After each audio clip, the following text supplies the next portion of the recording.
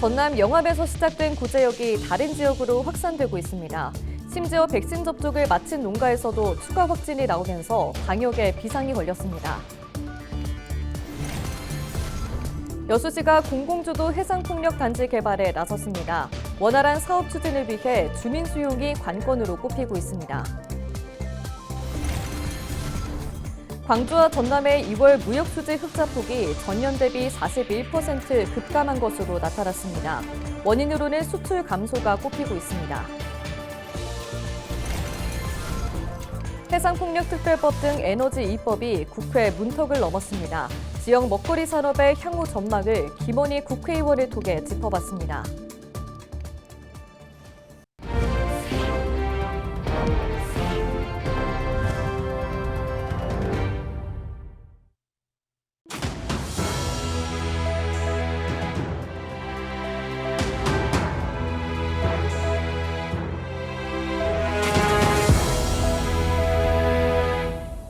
시청자 여러분 안녕하십니까? 헬로티비 뉴스입니다. 전남 영암에서 시작된 구제역이 무안까지 확산됐습니다. 방역대 바깥에서 확진된 사례는 이번이 처음인데요. 백신 접종을 마친 농가에서도 추가 확진이 나오면서 방역에 비상이 걸렸습니다. 보도에 장혜원 기자입니다. 하얀 방역복을 입은 공무원들이 축사 주변을 지킵니다. 농장 입구엔 출입 통제 안내판이 세워져 있습니다. 구제역 확진 판정을 받은 전남 무안의 한 한우 농가입니다. 이 농가의 소들은 이미 백신 접종을 마친 상태였지만 지난 15일 일부 소들이 코올림 증상을 보였습니다. 방역당국이 정밀 검사한 결과 소 3마리가 양선 판정을 받았습니다. 해당 농가의 소 69마리는 모두 살처분됐는데요. 반경 3km 안에는 소, 돼지, 염소 등 가축 3만여 마리가 사육되고 있습니다. 인근 농가들의 걱정이 커질 수밖에 없습니다. 동네 형님이니까 안타깝습니다. 그다음에 이건 전염병이니까 동네 형님의 책임이 아니라고 저는 생각하고요. 그러니까 여기 이 동네 주변에는 축사가 되게 많이 있는데 다들 염려하고 있지 않을까 생각합니다. 구제역은 지난 13일 영암 한우 농가를 시작으로 15일 무안 농가에서까지 발생해 이틀 만에 5곳으로 늘었습니다. 특히 무안 농가는 최초 발생지인 영암에서 18km 떨어진 곳으로 방역대 밖에서 확진된 사례는 이번이 처음입니다. 방역당국은 무안과 영암 등 10개 시군을 심각 단계로 발령하고 3km 방역대 농가에 1:1 전담 공무원 300여 명을 배치합니다. 또 전남 지역 백신 접종 대상인 160만여 마리를 오는 22일까지 긴급 백신 접종을 마칠 예정입니다. 저희들이 인력 모든 걸 동원해서 3월 22일까지는 지금 도내 전 지역에 백신을 마치려고 할 계획입니다. 이것도 좀 더 땡길 수 있으면 최대한 줄여보도록 그렇게 하겠습니다. 하지만 항체 형성까지 평균 10일이 걸리는 만큼 이번 주와 다음 주가 확산 차단의 고비가 될 것으로 보입니다. 전문가들은 농장주들에게 백신에 의존하기보다는 개인 방역을 철저히 지켜달라고 당부했습니다.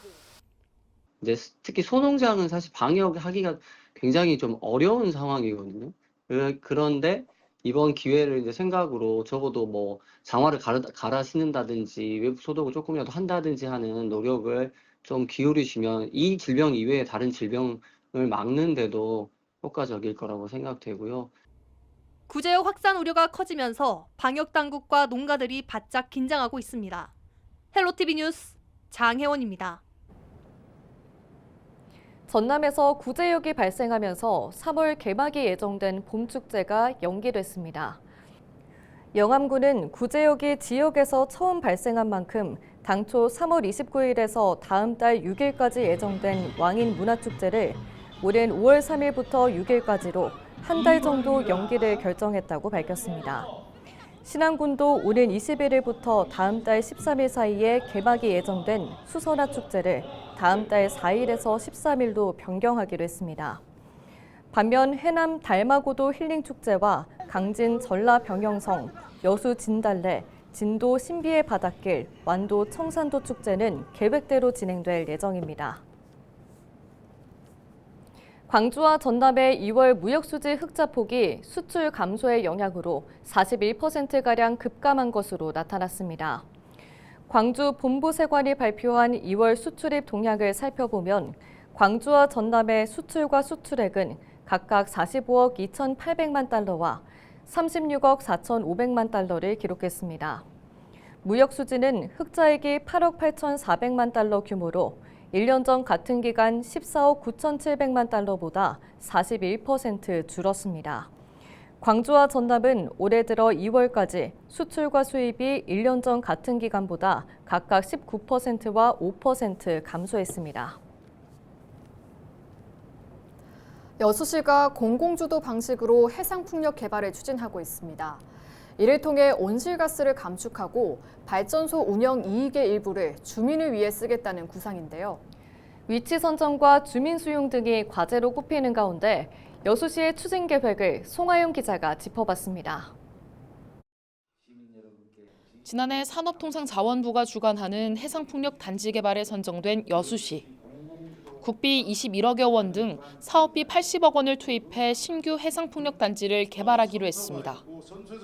한 해 여수 지역에서 사용되는 전기량 5.7기가와트의 절반이 넘는 3기가와트 규모입니다.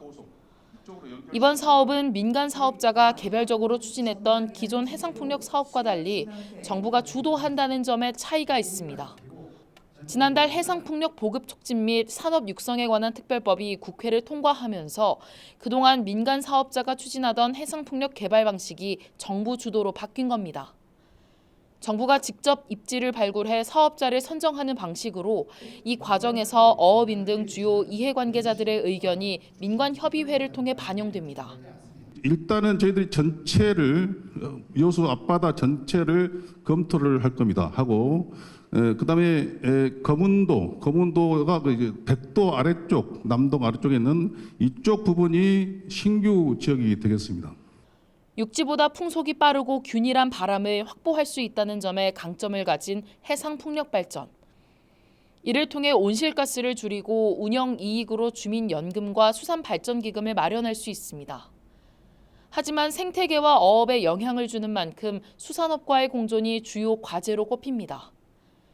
전문가들은 원활한 어선 통항 경로를 구축하고 해저 안전 기반 시설을 갖추는 등 상생 방안을 다각도로 고민해야 한다고 강조합니다. 또 아직까지 국내 해상풍력 산업이 초기 시장 수준에 머물러 있어 안정적인 공급망 구축을 위한 체계적인 지원이 필요하다는 분석도 나오고 있습니다. 지금 조금 아쉬운 부분이 이 해상 풍력 터빈과 운영 유지 보수 부분이 지금 한국의 전체적인 해상 풍력 공급망에서 부족 현상이 두드러지게 나타나는 파트다.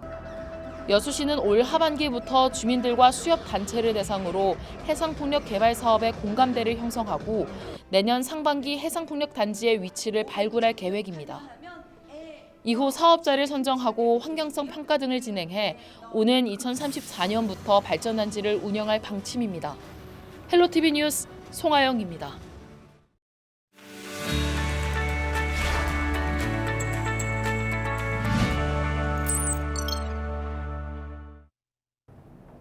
우리 지역 국회의원들에게 지역 현안을 풀 해법을 들어봅니다.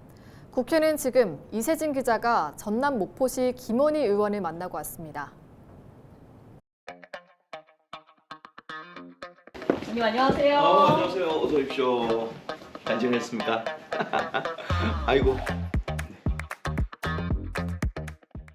의대 유치 현안부터 보겠습니다. 전남권 통합 유치에 나섰는데 혼란 정국 속에서 어떻게 보면 여전히 기로에 서 있는 형국입니다. 어떤 전략 좀 필요할까요? 국립목포대와 국립순천대가 대학 통합을 통해서 통합의대를 설립하겠다고 하는 이 계획이 교육부와 보건복지부의 강력한 지지를 받았습니다. 실제 그래서 통합의대 설립 가능성이 어느 때보다도 높았었는데 12월 3일 날 비상계엄이 일어나면서 실제 이 사업이 지금 주춤거리고 있는 게 사실이고 여전히 가시밭길이 있습니다. 그럼에도 불구하고 저는 이 탄핵 전국 뒤에 오는 새로운 정부에서 국립목포대와 국립순천대의 통합을 전제로 한 통합의대 정신은 여전히 강력한 정부의 지지를 받을 것이기 때문에 저는 여전히 우리가 믿고 힘을 모아서 밀고 가야 될 사업이다 이렇게 말씀드리고 싶습니다. 대표 발의한 이제 에너지 이익법이 본회의 문턱을 넘었습니다. 두 법 특히 해상풍력 특별법이 지역의 미래와 관련이 있다고 강조를 해왔죠. 어떤 연결고리가 좀 있는 건가요?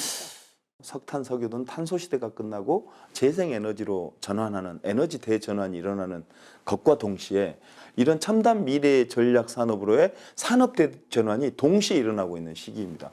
그런데 우리에게 유리한 정황이 뭐냐면 이 미래 첨단 산업이라고 하는 반도체나 AI 등 빅데이터 센터 이런 사업들이 전기 먹는 함하고 그 전기가 재생에너지여야만 합니다. 아리백 시대죠.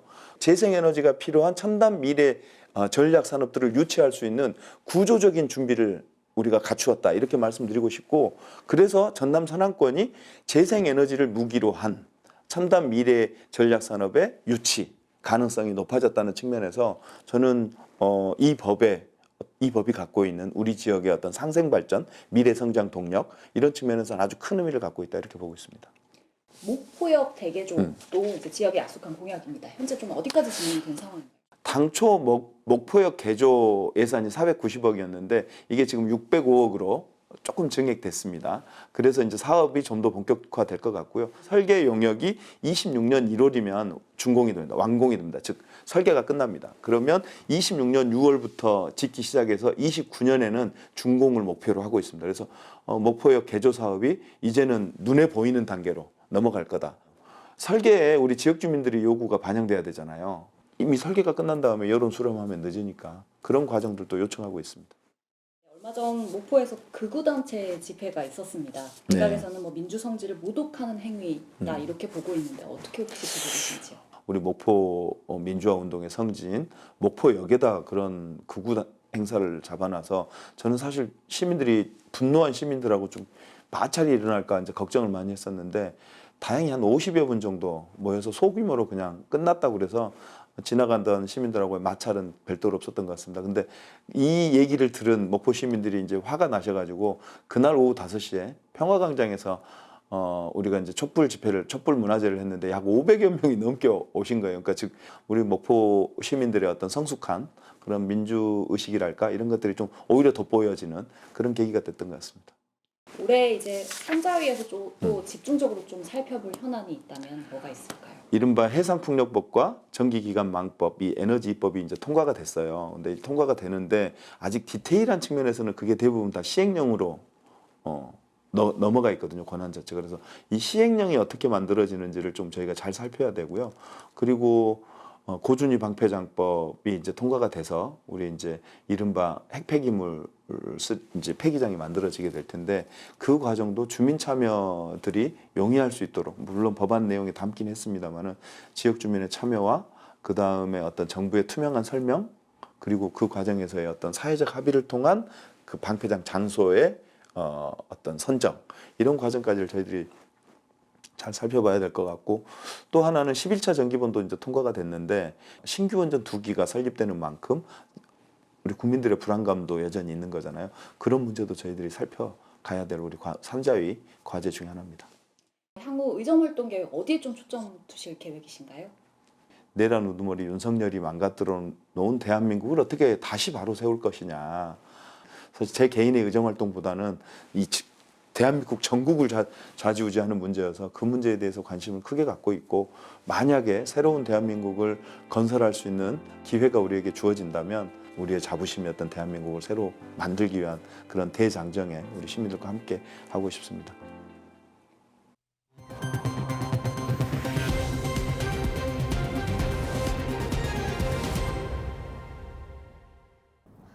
박홍률 목포시장과 박우량 신안군수의 직위 유지 여부를 판가름할 대법원 선고기일이 3월 27일로 예정됐습니다.